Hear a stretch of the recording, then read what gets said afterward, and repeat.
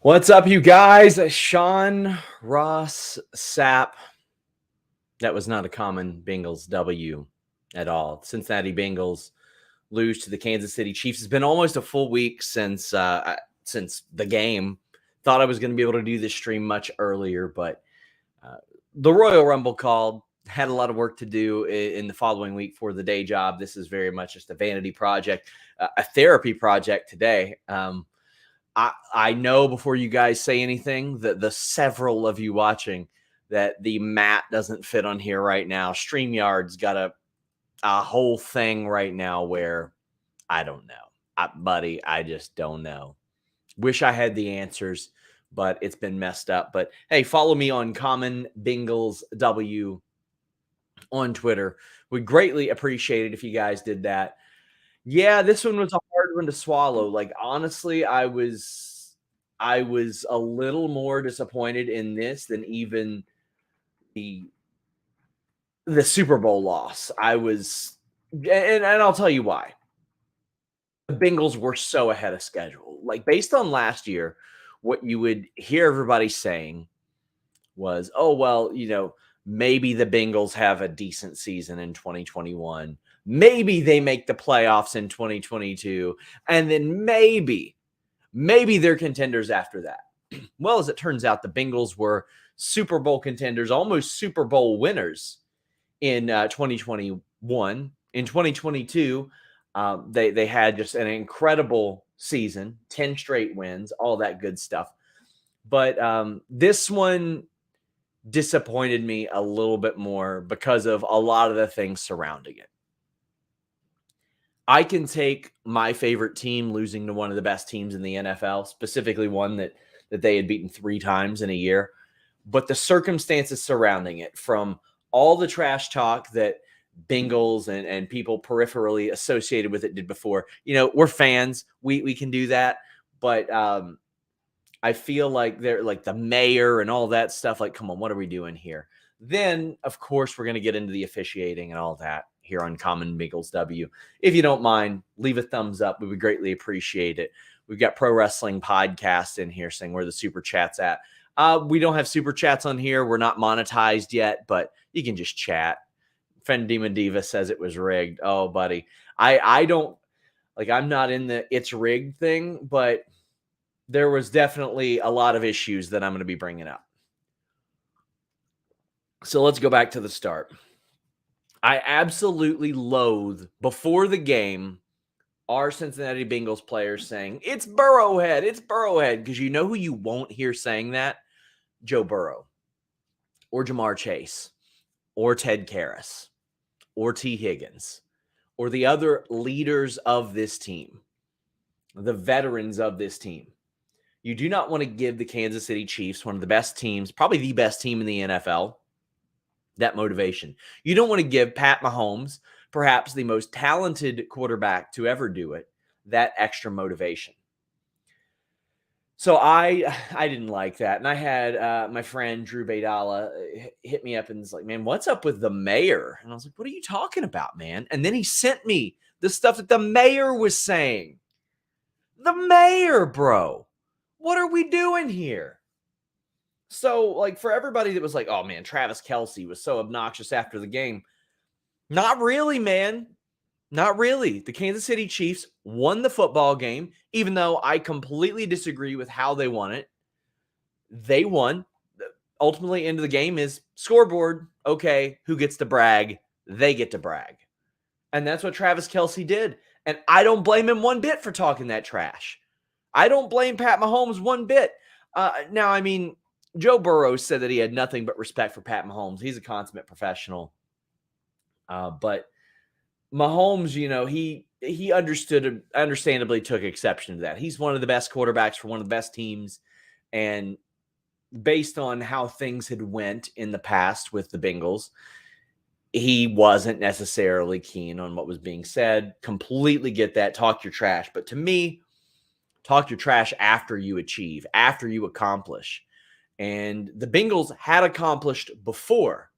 However, this is a whole new thing. 3 straight wins is great. Getting to the Super Bowl is great. But My God, man.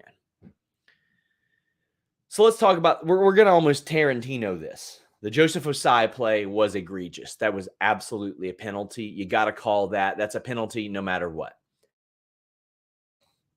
I don't agree with him being thrown under the bus either.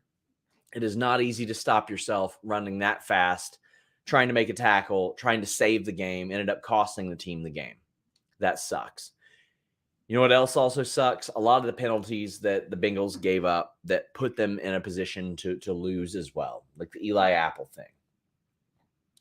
But I'm not sitting here after Joseph Osai had a great game, largely helped keep the Bengals within that striking distance to begin with. 22 years old, brand new to the league, just got drafted last year, third round pick, has been very good for the Bengals. Even though, he missed all last year. I mean, this is effectively his rookie year, right? And I thought that he played a very, very good game. And I hate that happened. You cannot do that. You absolutely cannot do that. But, I saw people say, oh, well, if Pat Mahomes was healthy, they would have blown out the Bengals. Beyond Pat Mahomes, a lot of the Chiefs were banged up.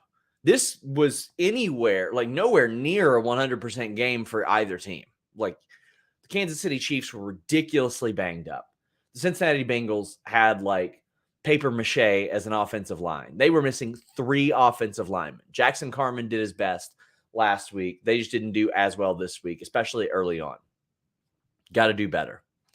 The Bengals losing Tyler Boyd very early. Boy, does that suck. That blows. That was a real dagger, because then they could focus in on what we saw, which was Higgins and Chase, and as a result, we don't necessarily get that the undeniable type of passing game. I mean, still great. Jamar Chase 7 for 97. Tyler Boyd, he got some, but I mean, not having Tyler Boyd at 100% definitely hurt. Higgins did his thing. That was great. But it didn't feel as overwhelming as in the past. It just was not as good. Sorry. I was reading off those stats wrong. For some reason, I had the old game looked up, and I was like, what the hell is that? That's not what the stats were. Because it had Boyd doing had Boyd doing a lot more. Yeah, so Tyler Boyd, he had those big plays, but then he was out early. T. Higgins was the one that exploded. Jamar Chase still did really well, but we also had some pretty noticeable drops, man. Like there was the Wilcox and the Irwin drops were rough, bro. Like those were really, really tough. And those were a little bit earlier on in the game. They kind of picked it up after that. But the Trenton Irwin that we saw in place of Jamar Chase wasn't necessarily the one that we saw here. Joe Mixon played not good, just the whole time. And he's got his own issues right now, but Joe Burrow as your leading rusher, I mean, he's gotten a lot faster, but you got to have better than that, especially against this team. When you're carrying the ball 17 times, Joe Burrow should not be the best rusher on the team. But the officiating, my God, was it completely inconsistent. So let's go ahead and get into it. I just don't know how many plays there are, and I hate being the whine about the refs guy. But in this game, a 3-point differential with that number of yards and that amount of time, it felt very much like this influenced the games. Now, the referees did not make Joe Burrow throw 2 picks. The referees did not cause Joe Burrow to get sacked 5 times. The referees did not cause Joe Mixon to run for less than 2.5 yards per carry. The referees and the officials did not cause Tyler Boyd to leave the game with only 2 targets. They didn't do that. The referees did not make Joseph Osai push Pat Mahomes into the damn bleachers. But there is that the blocks in the back on the return, that really, really good return. Like, I mean, Get Up even mentioned it on the air. They're like, look at these blocks in the back. There were a lot of them. The Mixon late hit was pretty egregious as well. Was there a call on that? No, there was absolutely no call on that. Okay, well, that's all right. Then there's the intentional grounding. Very clear hands to the face on that play. Very, very evident on that play. Now, Chris Jones played his mind out. He was so amazing. 5 quarterback hits, but I mean, there were hands to the face on that play. Well, let's talk about the intentional grounding. It certainly, I mean, Richard Sherman, one of the best defensive players of our generation, called this out. Richard Sherman had sympathy for the Bengals offense as opposed to the Kansas City Chiefs defense. He was like, I felt like P. Ryan was in the area, but if P. Ryan wasn't in the area, how are you not calling intentional grounding on Pat Mahomes later in the game? That's the thing. If you're going to call it. That's fine. Call it. But let there be some consistency. And I'm not acting like at the end of the game, the Bengals and Chiefs should have the same number of penalties for the same number of yards, because that's ridiculous. I hate it when people say that. They're like, oh, well, look, the Bengals did have 9 penalties to 4, 71 yards to 55. I don't think that should be an even number. You don't have to do makeup calls. The reason penalties exist is because somebody breaks the rules. But in this specific game, it felt like another team that broke the rules weren't being penalized for that. It felt like the Cincinnati Bengals, who you can say did commit those penalties, should have absolutely been called for those, except for that weird pass interference where there was no turn of the hip. That one got called out a lot on the shows as well. So, I mean, you take that away, how would that have changed things? But then when you look at the numbers after this and you see the inconsistencies of the games that were called, you see 9 penalties to 4. You see 71 yards to 55 yards. And you see that's the difference in total yards between the two teams, is that 55 yards would have would have been a lot different. That 71 yards would have been a lot different. It changed the shape of the game in such a significant way that it affected possibly the Super Bowl winner. And that's the issue that I have with it. Zach Taylor is a very composed head coach, and he was livid. And we haven't even gotten to the craziest one yet, in which seemed at the time like it would be null and void. And it was that canceled play on 3rd and 9. What the hell? They say it was a clock issue. So here's what happens. On 3rd and 9, the Chiefs go out there. They chuck the ball. The Bengals stop, and that's it. It's going to be 4th down. Chiefs are going to punt. Hell yeah, man, right? Wrong. Referees run onto the field, and they were like, no, that play is canceled because there was a clock issue. Well, guess what? Guess what, friends? Figure that out afterwards. See how much time it took. Adjust the clock accordingly. Then somebody was saying it was too loud. Too loud? Pardon me. We're going to sit there and say that it was too loud? The Chiefs had the ball. Traditionally, what absolutely happens when a home team's offense is on the field? Quarterback will shush everybody. That way, the offense on the field can hear each other. That way, they can communicate to make plays. So you're going to tell me it was too loud? What about the thousands of other plays in the NFL this year? Were any of those too loud? But this one that benefits the Cincinnati Bengals, all of a sudden, is too loud. All right. So we run it back. What happens? Same result. Ends up not getting any yards. I think Eli Apple got called for something because he's Eli. But what that did was it took a significant chunk of time off the clock in the fourth quarter of the AFC Championship. And when that happens, that changes everything thereforth. It changes how the timeouts work. It changes the type of plays you're going to run. It changes your formations. Like, I don't know shit about football, but I know enough to know that having a full minute plus off the clock adjusts things. Those additional plays, what do they do to the individual players? How does that affect them physically? How do you make that mistake? How do you make that mistake? And how do you say, oh, well, it was too loud. So we got blocks in the back. We got a canceled play that took time off the clock. We got Mixon not getting the late hit. We got hands to the face on the intentional grounding. We've got the intentional grounding not being called both ways. These are 5 really egregious things. Very egregious things. And that doesn't even include the Joe Burrow roughing the passer. So Mahomes is going to get a call for roughing the passer later on.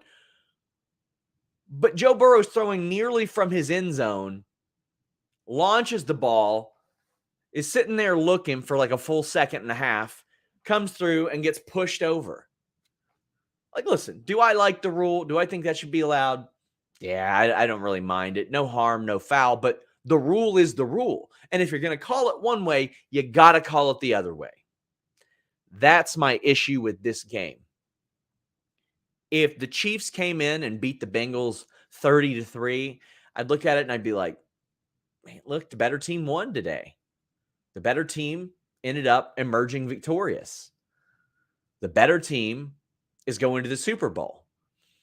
I don't know if the Chiefs last Sunday were the better team. Maybe they were. Maybe they weren't. I'm certainly not going to say I don't know that because of the Joseph Osai play, because that was a good, well-called penalty on a play that should have been a penalty. Can't do that. However, intentional grounding on the Bengals, not on Mahomes. Very similar plays. No roughing the passer called for the Bengals, but it's called for Patrick Mahomes. You could say one was more egregious than the other. The canceled play that took time off the clock and a horrible excuse. All right. No blocks in the back on a big return when everybody that covered that play, everybody that looked at that play and watched it were like, where's the blocks in the back call here? No hands to the face on that intentional grounding that would not have resulted in a loss of down. How would the game have went then? The Mixon late hit that wasn't called. We're talking about 5 or 6 very egregious calls. And here's my thing. Had those not been called for the Chiefs as well, if they had been consistent and either called all the way or not called all the way, well, I'd feel a lot different about this. But when you're looking at a half dozen potential things that influenced the score of this game and the potential Super Bowl winner, that's a very tough pill to swallow. Now, ultimately, I would have been happy last year if the Bengals broke 500. This year, after the way they started, I would have been like, yeah, playoffs, that's cool. Playoff win. I think after last year, the floor should have been a playoff win. But now, I'm going to be disappointed if the Bengals don't make it to the conference finals now. And that is a situation that I have only known as a Kentucky basketball fan and now no longer know. Because in Kentucky basketball for a long time, when you grow up in the late 90s, when you go through the beginning of the Calipari era, you expect Final Four or nothing. Anything else is a disappointment if you don't make the Final Four. For the Cincinnati Bengals, I mean, I always loved the Bengals, but the Carson Palmer era gave me a little bit of hope, and I was like, oh, cool, 500 teams. That's nice. Andy Dalton came in and overperformed compared to, like, I love Andy Dalton, overperformed. I was like, playoffs every year? Sweet. But then that January 2016 game, I was like, no more. No more. Got to win a game. Joe Burrow and this Cincinnati Bengals team have won as many playoff games in the last 13 months as the Cincinnati Bengals franchise had in 40 years. Casey says they missed some calls for the Chiefs too. I'm sure they did. I'm sure they did. And of course, I'm looking at it in orange colored glasses here, but those aren't the ones I focused on. I ain't a Chiefs fan. Obviously, I'm going to hyper focus on the Bengals plays. The call up says referees in NFL and NBA the last 3 months have been. I mean, that LeBron play. You're right. I mean, Kenny, like, good God, that LeBron play where it cost them the game, and especially in the NBA, when if you get like 3 of those in a year, well, that's the difference in you being the 7 seed and being in the draft lottery, right?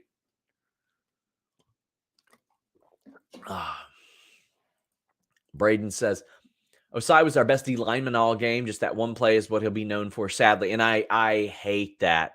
I hate that. That makes me sad, man, because I loved the way that he played. Just loved the way that he played. So yeah, man, I wouldn't say I'm salty. I was disappointed. And I was disappointed because I didn't feel like my favorite team got beat by the Chiefs. I feel like they got beat by the Chiefs and bad officiating. Now, if you held Travis Kelce in better control, if you held Marquez Valdez-Scantling in better control, well, maybe things would have been different. Isaiah Pacheco, I expected him to have an interesting game because, he was either going to – we knew Patrick Mahomes wasn't going to rush the ball that much, and he didn't. The Bengals kept him in check very, very well and kept him to where I thought they should have kept him. But Pacheco, him catching, I knew was going to be an issue, but I thought the Bengals did very, very well preventing the run from Isaiah Pacheco. You know, Von Bell and Jermaine Pratt were making their tackles and all that stuff. But you had Cam Sample and Sam Hubbard with some nice sacks, but felt like the Bengals were beaten by bad officiating, inconsistent officiating, and bad officiating. Yeah, bad officiating too. Then all the stuff that happened in the following week. Oh, boy. So if you have watched this show or seen my tweets, this year I have not been nearly as high on Joe Mixon. I feel as if he is a very, very inconsistent player. And I felt like if he hadn't had the week 9 that he had, there was a real good chance that he was about to lose his starting gig to Samaje Perine. But he had that 5 touchdown game. And besides that, he had 4 touchdowns all season. 4 touchdowns all season. That ain't good. That's just not good enough out of the Bengals. And I mean, for a guy who had first round quality in the draft, and he is bridging us. He bridged the gap between the Dalton, Jeremy Hill, Gio Bernard era to this one. Ultimately, sometimes you just you hit your wall, and it felt like he really hit his wall at times. However, he's a great catching back, and that's what you need on a Joe Burrow team. You need somebody who can catch the ball behind the line of scrimmage and do great things. And last year he caught the ball an awful lot more. He was targeted a lot more in the playoffs. But this year, it felt like one game he would just have a really, really good performance. He'd get 100 yards out of him. You'd get a couple touchdowns out of him. And then the next game, he would just disappear. And as soon as contact was made, he just falls over. So this week, Joe Mixon was charged. A woman said that he pointed a gun at her, but that was dropped almost immediately dropped, like very, very quickly. It was dismissed. The charge for aggravated menacing was completely dropped. It could be refiled at a later date after further investigation. But I mean, his agent said as much. And I just want to say this: if it's true, if it's true in any capacity, he's got to be gone. I mean, his cap hit is already too much to justify anyway. Like, if you look at what's up next, Joe Mixon or any running back compared to Tyler Boyd or Trenton Irwin, well, I'm sticking with Tyler Boyd and rocking with a different running back, whether it be P. Ryan or whatever. It doesn't have to be P. Ryan. I know a lot of people look at Samaje P. Ryan and they go, oh, well, him. Well, I mean, if he's going to make $4 million compared to another running back that you draft or you pick up from free agency making less than that, well, I mean, now is the time that the Bengals have to start worrying about the cap, because they got to look at T. Higgins. They got to look at Joe Burrow. They got to look at a lot of their free agents. They're going to have to get really, really crafty and good in the draft, which they've been hit or miss with. But I can't. When I looked and I saw Joe Mixon averaged 3.9 yards a carry, I was shocked by that. Like, he had 2 seasons that were worse than that. And I mean, obviously, if the Bengals had a lot of third and shorts and second and shorts that he would end up picking up a couple yards on, more so than the like 18, 19 years and early years. Like his rookie year, it was like, all right, well, he's dynamic and all that stuff, but was he better than Gio or Jeremy Hill, all that stuff? If it's true, absolutely get rid of him. Don't come back. But as Braden says, they clear $10 million cap if he's cut. To me, the cap space is worth more than keeping him unless he wants to rework his deal. I hope this isn't true, the whole thing around him. If it is, gone. If it's not, Jesus, I feel bad for this guy.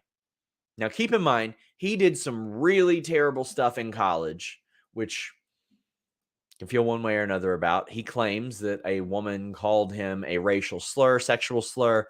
He struck her. I mean, I'm sorry. Walk away from that situation. I can't relate to his situation in life being called anything like that. But you know how that's going to look. And that was horrible. But by all indications, he had changed things since then. But if that's true, he's got to go. If not, I feel bad that will loom over him. Houday Joe from Bengals and Brews says, I think he's gone regardless. I think this issue will loom over him all summer. That combined with his cap number and poor rushing numbers, I'm assuming we go with a rookie and P. Ryan. A rookie and P. Ryan makes sense to me too. Then you get the shit. Sorry, I try not to curse on this show. Because that Dove Kleinman account, which, listen, I deal with all kinds of aggregators in wrestling, and with Elon being like, oh, we're gonna give you guys money for the replies now, it's gonna get even worse. You're gonna get even more sensationalism off of crappy Twitter accounts. So I hope it's somewhat verified, but acting like, oh, well, T. Higgins, they're gonna trade him if he doesn't sign an extension. No, they're not. He's going to make his $4 million next year, and he's going to play for the Bengals, and they're going to hope they make the Super Bowl. They're going to trade him unless you're offering up some first. If you offer up a first for him or something and some other picks, well, then maybe. Come on, get out of here. You've got to be high off your ass to think that the Bengals are going to trade T. Higgins. So much of what makes Jamar Chase as dynamic as he is that sometimes they don't have the option of doubling him. He gets those one-on-ones because T. Higgins is on the field. It's already bad enough that they might lose Tyler Boyd whenever they might lose Tyler Boyd. They're keeping one of them, and it's probably going to be Higgins because he's younger. You keep T. Higgins. That's part of what makes him. You can draft a young guy or sign a veteran that can that sort of replace what Tyler Boyd does, right? You want that third really dynamic receiver. Somebody who isn't going to be the first or second option, but is capable of making one of those plays that goes, damn, now we got to focus on him, right? Now, I mean, hey, if for some reason they draft a tight end very, very early, maybe they don't sign T long term. But I think if they have the option, the real option to sign T Higgins long term, they'll do it. I don't think they're going to trade him. $4 million, man. $4 million. They're paying him that. Guys, I'll be back throughout the spring, the summer, all that stuff. This loss does hurt. It sucks. I'm gonna get some people on the show because I don't know anything about the draft. I don't know about that. But we're gonna have some people on. Gonna dip into my resources. Joe says, you can curse all you want when you come on Bengals and Brews. I am going to do that. Once my schedule lightens up, I am definitely going to do that. I had so much fun doing this. This is the first loss that I've covered, so this is not a common Bengals W, but it's a sucky way to end the season, but I'm interested and excited to see what the Bengals do, how their front office handles things, because now decisions have to be made. Great draft decisions have to be made. Antoine says, Bears first round for T. Higgins. Not number 1 overall. I assume Poles trades down. I'll let somebody who's a little more educated on this state that.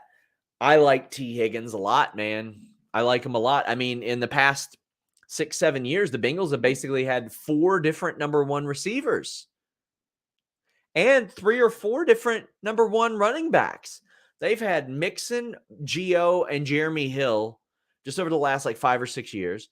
And then on the receiver end of things, AJ Green to Tyler Boyd to T. Higgins to Jamar Chase. And I think it's worked out very well for them. Guys, thank you all so much. This has been a Common Bengals W. We are also on podcast platforms everywhere. Follow me on Twitter at Common Bengals W as you watch me learn about the Bengals. We're out.